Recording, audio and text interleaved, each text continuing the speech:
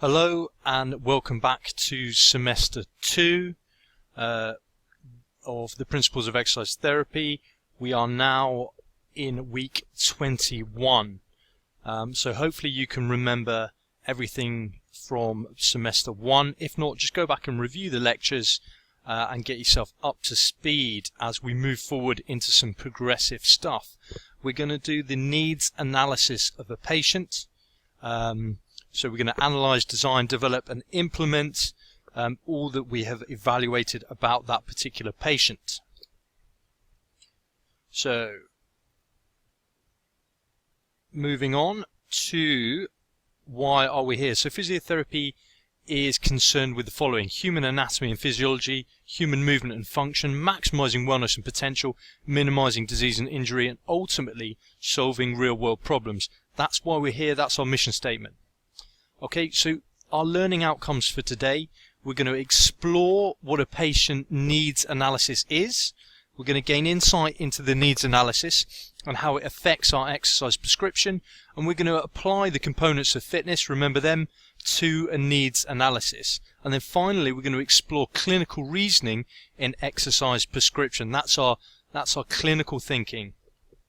So the principles of exercise therapy, let me remind you, we've got adaptation, we've got specificity, we've got progression, regression, we've got overload, we've got reversibility, we've got time out.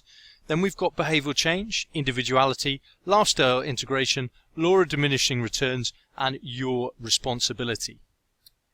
Okay, so whole person consideration, or the holistic approach to rehabilitation. So within the individual's life, their daily life is going to be broken into work, or what they do for the majority of their day, their occupation, rest, which is their sleep, okay, and then obviously their play, their physical activity, their exercise. So work, rest and play.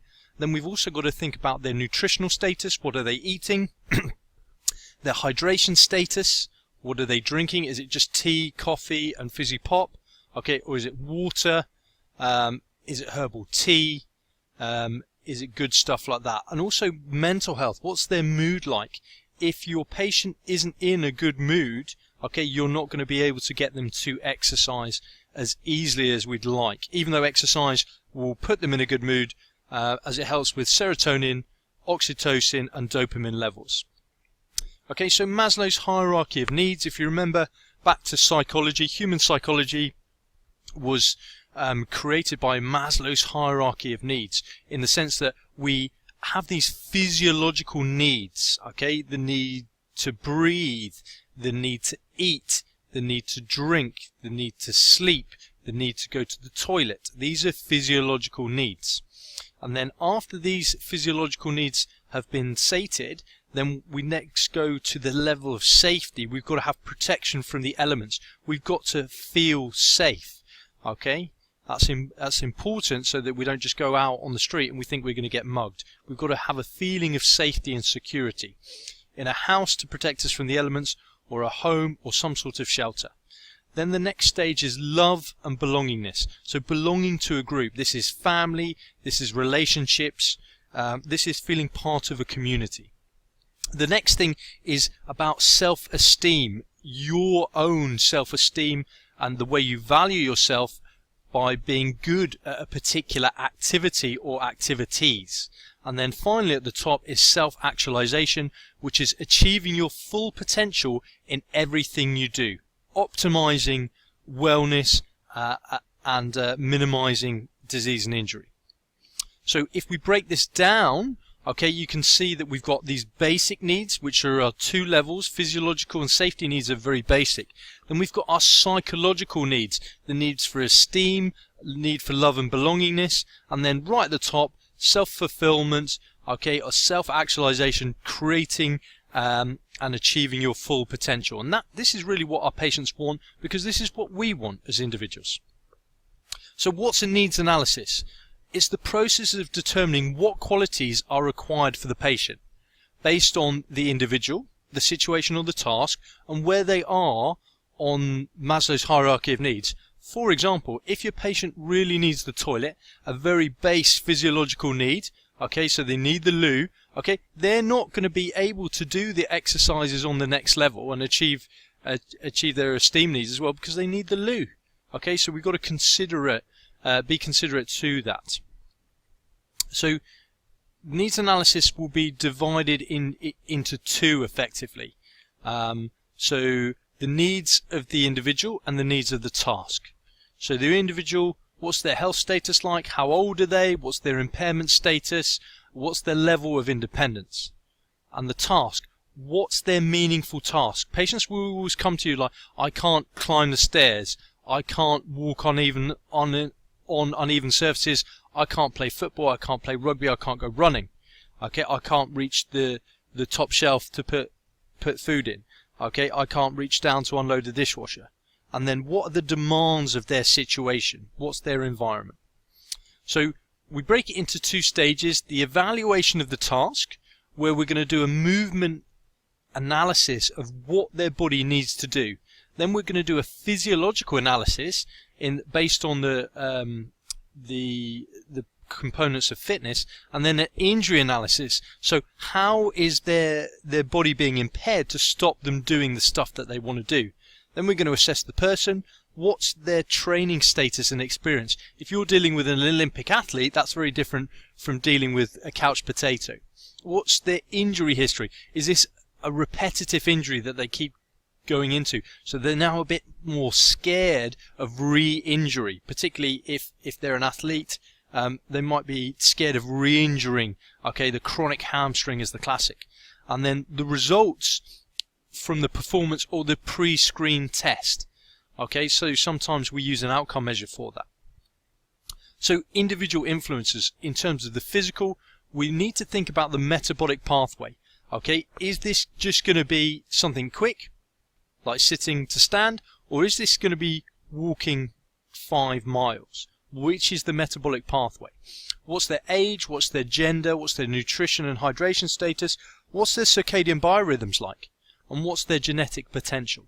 Okay, circadian biorhythms really important, because you might get someone that's more keen to exercise in the morning or more keen to exercise in the afternoon, depending on where their body biorhythm is. So the individual influences psychological, and this is the big one. We've got to make sure that their basic needs are met according to the hierarchy. So can they concentrate? If not, they might be hungry or thirsty. Do they need the loo? How's their breathing? Okay, if they're hyperventilating, they could be anxious about something. And do they feel safe? A lot of elderly people, when you stand them up, they just don't feel safe. Okay, because their vestibular system is being challenged. Okay, and they know that if they fall over, that's a bad thing. Then the psychological needs. How does your patient feel today? Okay, have you built rapport with that particular patient? Do they like you? Have you got things in common? And does the patient know what's expected of them? Expectation management, massively important, and you've got to try and motivate your patient and inspire them to do this particular activity by selling them the benefits of exercise. And then those self-fulfillment needs right at the top. Have the exercise goals been established? Yeah? Has the patient maximized their potential? Has the patient learned something new? Because we all like learning something new. And has the patient learned the skill of independence? So independence is ultimately our goal. We want people to do stuff themselves.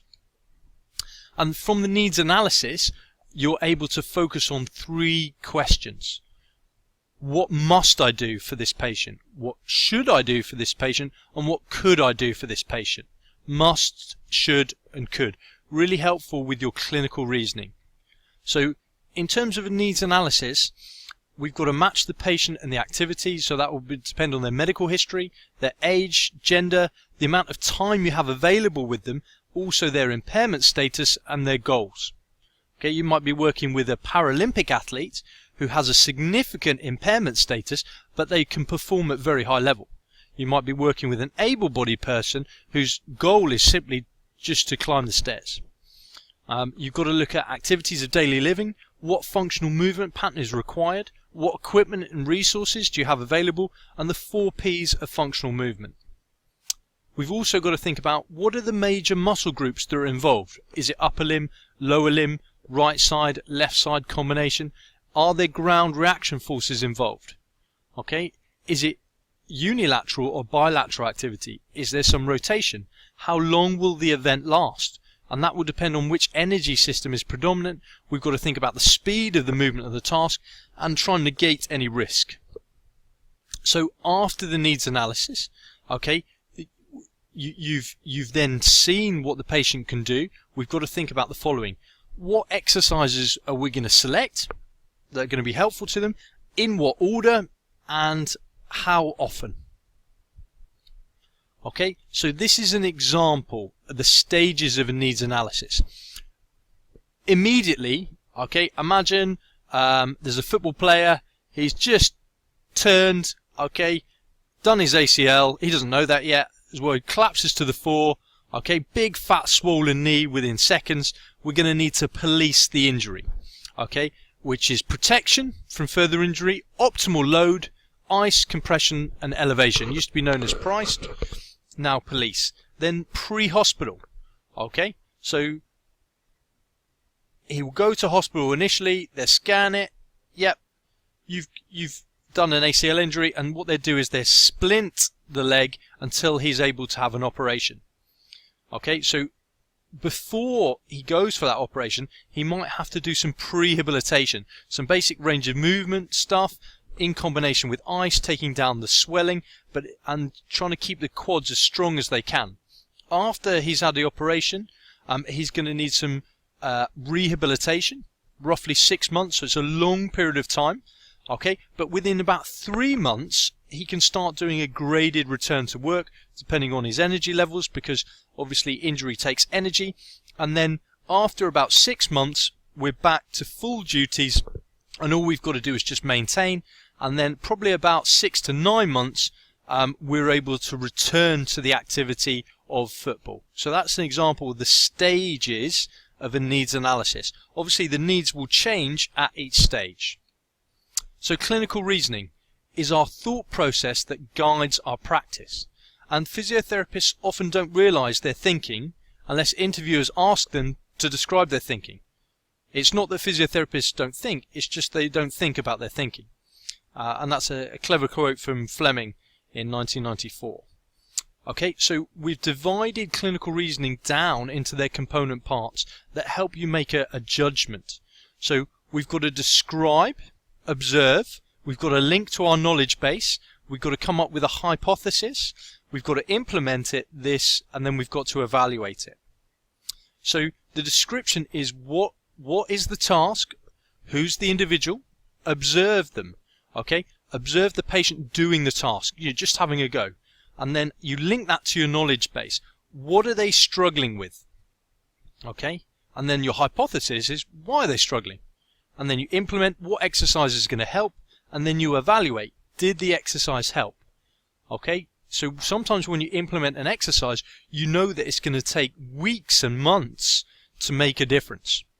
Okay, whereas if we're dealing with a motor component, you might get it better by the end of that session. So we've always got to think about the 4 P's of functional movement. What is the purpose of this meaningful task? What position do I need to be in? Standing, lying, sitting? Okay, what posture, what shape does my body need to be in where the joints are in alignment, and what functional pattern of movement, squat, lunge, deadlift, push, pull, rotation. So we're going to give you the example of sit to stand. So the purpose of rising from a chair is for independent movement. You go from a sitting position to a standing position. Okay, so the posture you're going to need to lean forwards, get your nose over your toes, bend your knees, bend your ankles, and then as you lean forward and stand up, okay, you're going to drive through your heels, extend your knees into the standing position. And this is a squat pattern of movement. So we've broken down the 4 P's of functional movement into what we've got to do. So we've then got to look at which component of fitness needs improving. Is it range of movement? Is it strength? Is it power? Is it balance? Okay, is it just coordination? So if we break the fitness components down on the sit to stand movement, have they got sufficient lower limb strength, especially in the quads, glutes, hamstrings and calves? Have they got enough ankle dorsiflexion, knee flexion and hip range of movement to actually make the shape of standing up? Can they do it fast enough, or do they fall back down again? Have they got that speed, strength, rate of force to help them do that? Is it a coordination issue? Okay, are they leaning too far back as they're trying to drive back? Okay, where is their foot placement? Where's their upper body placement? Okay, and have they got the balance to do that? The energy system we're using is the phosphate creatine system. So we've got to look at the biomechanical issues of things as well, trying to get their nose over their toes. So with our clinical reasoning, so we've got an elderly patient getting up from the chair. That's our description. What strategies does the patient use to assist them? Okay, are they slightly lopsided as well? Do they use a rocking motion? Can they stand up first time, second time, third time? And then we've got to think which components of fitness will help them complete this task if we train them.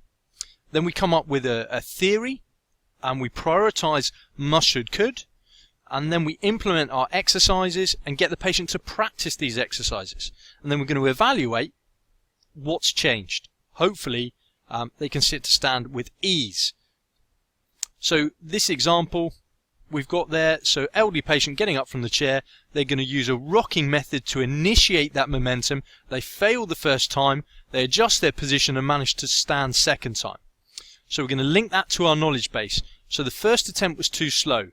Okay, we also noticed that they're lacking range of movement at the ankle and the hip, and they didn't get far enough forwards. Okay, they might not get far enough forwards because they're a bit scared of overbalancing. So we've got to work on a bit of accuracy. And we've also got to make sure that they lean forwards and drive through the heels at the same time, some coordination issues. So our hypothesis is that if we teach the patient the correct positioning, that should help them achieve the task because they did it second time. So we can implement, change the heel position by bringing them back. We're going to get them to lean forwards more, and we're going to get them to drive through their heels and create some power to give them the lift.